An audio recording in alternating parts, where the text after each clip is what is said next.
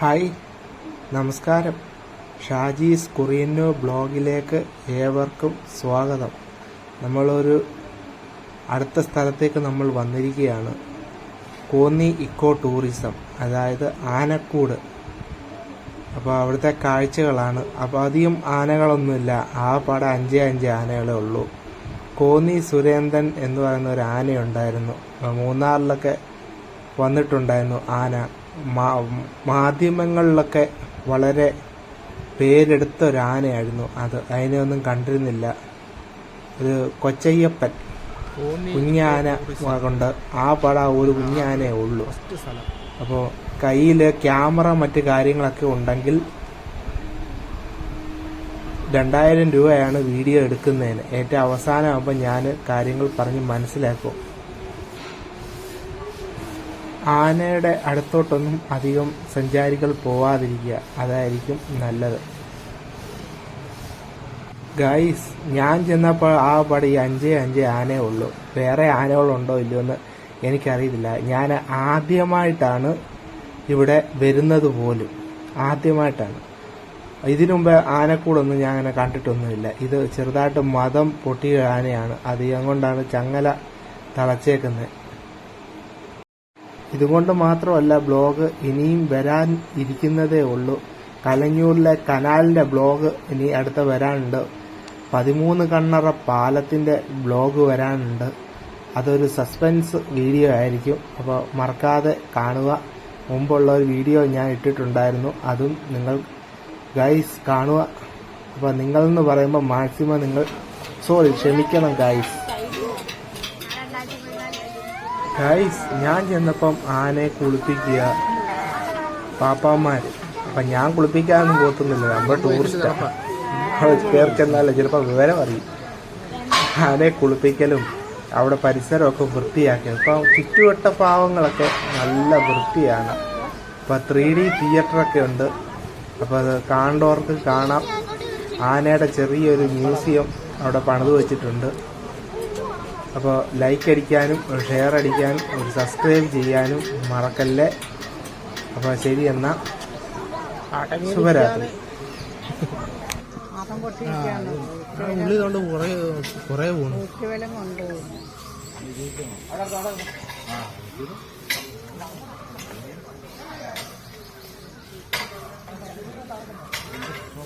മതം പൊട്ടി നിന്നാലും പുള്ളിക്ക് പേടിയൊന്നുമില്ല.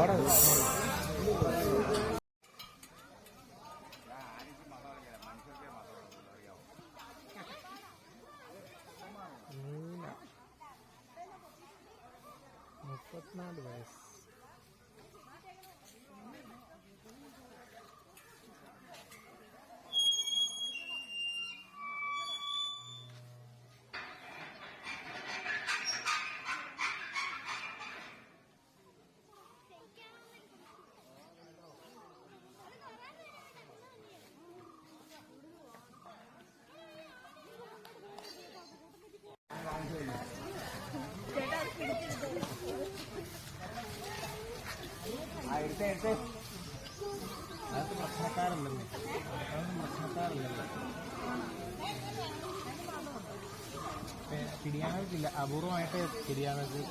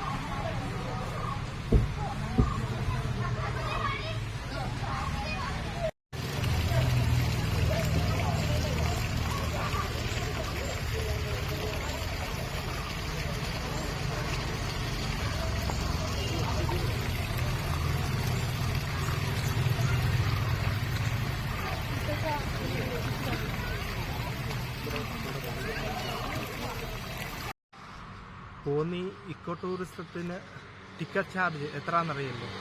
195 രൂപ, വണ്ടി പാർക്കിംഗ് ഉൾപ്പെടെ. പിന്നെ പ്രധാനപ്പെട്ട ആനകളൊന്നുമില്ല.